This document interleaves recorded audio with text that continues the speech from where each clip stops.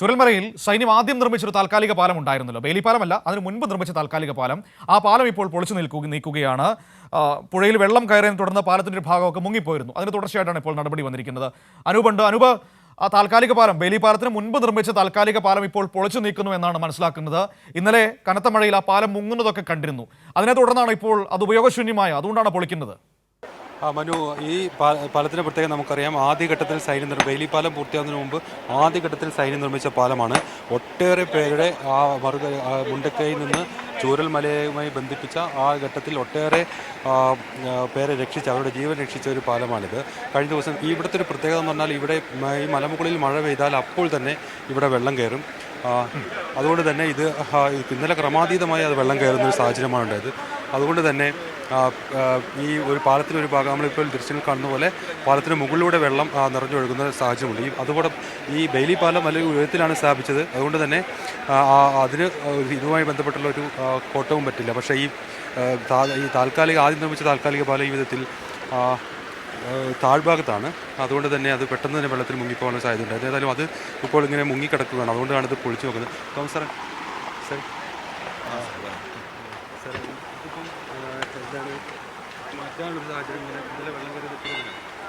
ഇതിലെ വെള്ളം കയറിയുകൊണ്ട് മാത്രമല്ല, ഇത് നമ്മൾ അന്നേരത്തെ ആ റെസ്ക്യൂ ഓപ്പറേഷന് വേണ്ടി ഇംപ്രവൈസ്ഡ് ഫുട് ബ്രിഡ്ജ് എന്നാണ് പറയുന്നതിന്. അപ്പോൾ ആ സമയത്ത് നമുക്കൊരു ഐഡിയ വന്നത് വെച്ചുകൊണ്ട് നമുക്ക് അതുവഴി ഒരാൾക്ക് കഷ്ടത്തോട് കടന്നു വരാനുള്ള ഒരു ചെറിയൊരു തടിയുടെ പാലമായിരുന്നു ഇവരുണ്ടാക്കിയത്. അപ്പോൾ അതും മാക്സിമം അതെല്ലാം പോയ സമയത്ത് എത്രയും പെട്ടെന്ന് നമുക്ക് ആളുകളെ റെസ്ക്യൂ ചെയ്യാൻ വേണ്ടി ആ സമയത്ത് നമുക്ക് വന്ന ഒരു ഐഡിയ കൊണ്ട് നമ്മളൊരു ഇംപ്രവൈസ്ഡ് ഫുട് ബ്രിഡ്ജ് ഉണ്ടാക്കിയതാണ്. പക്ഷേ ഇപ്പോൾ റഷൊക്കെ കുറഞ്ഞപ്പോഴത്തേക്ക് നമ്മളത് അഴിക്കാനുള്ള പ്ലാനിലായിരുന്നു. പിന്നെ ഇന്നലത്തെ വെള്ളത്തിൻ്റെ സ്ഥിതിയോടെ കണ്ടപ്പോഴത്തേക്ക് അഴിച്ചങ്ങ് മാറ്റുക. അല്ല, ഇത് നമുക്കൊരു സ്റ്റാൻഡേർഡ് ബ്രിഡ്ജസ് അല്ല. നമുക്ക് ആ സമയത്ത് വന്നൊരു ഇംപ്രവൈസ്ഡ് ഐഡിയ വെച്ചുകൊണ്ട് ആളുകളെ എത്രയും പെട്ടെന്ന് ഇവാക്യുവേറ്റ് ചെയ്യാൻ എല്ലാവർക്കും പെട്ടെന്ന്, ഇപ്പോൾ ഈ ബ്രിഡ്ജിൻ്റെ മേൽ കൺസ്ട്രക്ഷൻ നടന്നുകൊണ്ടിരിക്കുമ്പോൾ ഇതിൽ കൂടെ ആരെയും പോകാൻ പറ്റില്ല. പിന്നെ ഇവർക്ക് പോകാനുള്ള ഒരേ ഒരു മാർഗ്ഗം ഇതേ ഉള്ളായിരുന്നു. അന്നേരത്തെ ഒരു ഐഡിയ കണ്ടുകൊണ്ട് നമ്മൾ ചെയ്തതാണ്. ആ സമയത്ത് ഒട്ടേറെ പേരെ രക്ഷിക്കാനാണ്. പക്ഷേ ഇപ്പോൾ ഇങ്ങനത്തെ കണ്ടീഷൻ കണ്ടപ്പോൾ നമുക്ക് ഇനി വെള്ളം നാളെ കൂടുകയാണെങ്കിൽ ഞാൻ എത്ര പൊക്കിയാലും ഇതിന് മേളിൽ കൂടെ വെള്ളം പോവും, ഓവർഫ്ലോ ആവും. പിന്നെ നമുക്ക് പ്രശ്നമാണ്. അതുകൊണ്ട് അങ്ങ് അഴിച്ചു മാറ്റുകയാണ്. പക്ഷെ ഇത് പോവില്ല, എങ്ങും പോവില്ല. ഇതിങ്ങനെ തന്നെ ഇരിക്കും.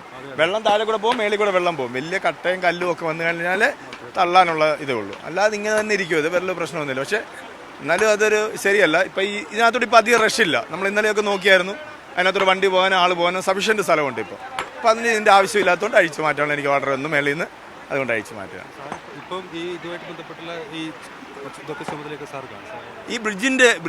ബ്രിഡ്ജ് ഉണ്ടാക്കാൻ വേണ്ടി വന്ന ടീമാണ് ഞങ്ങൾ. എനിക്ക് എൻ്റെ ഈ പ്രൊട്ടക്ഷൻ വാളിൻ്റെ വർക്കുകളുണ്ട്. ഇതുകൂടെ കംപ്ലീറ്റ് ചെയ്തിട്ടേ പോകാൻ പറ്റുള്ളൂ. ബാക്കി എൻ്റെ ട്രൂപ്സ് എല്ലാം ബാംഗ്ലൂരിന് തിരിച്ചു പോയി. ഇതിൻ്റെ പണി നടന്നുകൊണ്ടിരിക്കുന്നുണ്ടോ? ഇത് കുറച്ച് ദിവസം കൂടെ കാണും. ഇത് കഴിഞ്ഞിട്ടേ ഞങ്ങൾ പോകത്തുള്ളൂ. ഈ നിർമ്മാണം ഇപ്പോൾ നടത്തുന്ന ഈ നിർമ്മാണം ഇതിനെ കൂടുതൽ ബലപ്പെടുത്താമല്ലോ. അല്ലെങ്കിൽ ഇന്നലത്തെ വെള്ളമല്ല ഇതിനകത്ത് കയറിയായിരുന്നു. ഇന്നലെ കണ്ടില്ലായിരുന്നു, നമ്മൾ ഫോട്ടോയ്ക്ക് അത് കണ്ടായിരുന്നു. ഈ വെള്ളം അല്ലെങ്കിൽ ഇവിടുന്ന് ഡൈവേർട്ടായി നേരെ ആകത്ത് നമ്മൾ ആ ബണ്ടും, അവിടെ ഒരു ബണ്ട്, ഒരു ഫെയിം ഉണ്ടാക്കിയിട്ടുണ്ടല്ലോ, അവിടെ ഒരു ബണ്ട് ഉണ്ടാക്കിയായിരുന്നു. അതുകൊണ്ട് വെള്ളത്തിൻ്റെ ഡയറക്ഷൻ ഇങ്ങനെ ആയിപ്പോയി. ഇല്ലെങ്കിൽ ഈ വെള്ളം ഇതിനകത്തൂടെ വന്നേനും, പിയറിനകത്തൂടെ വന്നേനും. പിയറിനകത്തൂടെയും വെള്ളം കയറിപ്പോവും, പ്രശ്നമില്ല. പക്ഷെ വലിയ കല്ലോ മണ്ണോ അങ്ങനെ വന്ന് അടിയുകയാണെങ്കിൽ അതിനൊരു ഫോഴ്സ് കിട്ടും. അപ്പോൾ ആ ഫോഴ്സ് ബ്രിഡ്ജിന് പ്രശ്നമാണ്. ഇന്നലത്തെ ഒഴുക്കൊക്കെ വളരെ ശക്തമായിരുന്നില്ല. അപ്പോൾ ഈ ഏതെങ്കിലും വിധത്തിൽ ഇതിൻ്റെ ഒരു ഇല്ല, ആ ഒഴുക്കൊന്നും വെള്ളത്തിനൊരു പ്രശ്നമില്ല. വെള്ളം കല്ല് തടികൾ വന്ന് ഇതിൽ അടിക്കരുതെന്നേ ഉള്ളൂ. അല്ലെങ്കിൽ വെള്ളം വന്നു കഴിഞ്ഞാൽ വെള്ളം ഇതിൻ്റെ ആ ഗ്യാപ്പ് ഉണ്ടല്ലോ, ആ ഗ്യാപ്പിൽ കൂടെ വെള്ളം പൊക്കോളും. ഒരു കുഴപ്പമില്ല. ഈ പാലത്തിൻ്റെ ഇപ്പോൾ നടത്തുന്ന ഈ സുരക്ഷാ പ്രവർത്തനങ്ങളെക്കുറിച്ച്, അതായത് ഈ പാലം കൂടുതൽ അതിന് ഉറപ്പുവരുത്തേണ്ട ഒരു സാഹചര്യത്തെക്കുറിച്ചാണ് രഞ്ജിത്ത് തോമസ്, ആർമി ഉദ്യോഗസ്ഥനായ രഞ്ജിത്ത് തോമസ് നമ്മോടിപ്പോൾ പറഞ്ഞത്. അതാണ് മനു. അതായത് ഇതിപ്പോൾ വെള്ളം കയറുന്നത് കൊണ്ട് മാത്രമല്ല, അതേസമയം ഈ പാലത്തിൻ്റെ ഒരു ആവശ്യകത, അതിൻ്റെ ഒരു ഉദ്ദേശ ലക്ഷ്യം അത് പൂർത്തിയാക്കി കഴിഞ്ഞിരിക്കുന്നു. ആ ഘട്ടത്തിൽ ഒരു ചെറിയ മരപ്പാലം മാത്രമുണ്ടായിരുന്നൊരു ഘട്ടത്തിലാണ് ഈ പാലത്തിൻ്റെ നിർമ്മാണം നടന്നത്. അത് ഉദ്യോഗസ്ഥൻ പറഞ്ഞതുപോലെ അതൊരു താൽക്കാലിക സംവിധാനം എന്ന നിലയ്ക്കാണ്. എന്നാലും കഴിഞ്ഞ ദിവസങ്ങളിലൊക്കെ അതിലൂടെ ആളുകളെയൊക്കെ ഇങ്ങോട്ട് കൊണ്ടുവരുന്നതും ഒക്കെ അതൊക്കെ ഉപയോഗിച്ചിരുന്നു. അതിന് ആ ഘട്ടത്തിൽ വലിയൊരു സഹായകമായിരുന്ന റെസ്ക്യൂ ഓപ്പറേഷന് വലിയ ഒരു മുതൽക്കൂട്ടായിരുന്നൊരു പാലമാണ് ഈ ചെറിയ പാലം ആദ്യഘട്ടത്തിൽ നിർമ്മിച്ചത്. അത് ഇത്തരം സാഹചര്യങ്ങൾ കൊണ്ട് ഇവിടുന്ന് മാറ്റുകയാണ്. ശരി, ഓക്കെ അനൂപേ, ഞാൻ അനൂപിലേക്ക് വരാം. ഏതായാലും അത് വളരെ പ്രധാനപ്പെട്ട ഒരു കാര്യമാണ് ഇപ്പോൾ നമ്മൾ കണ്ടത്.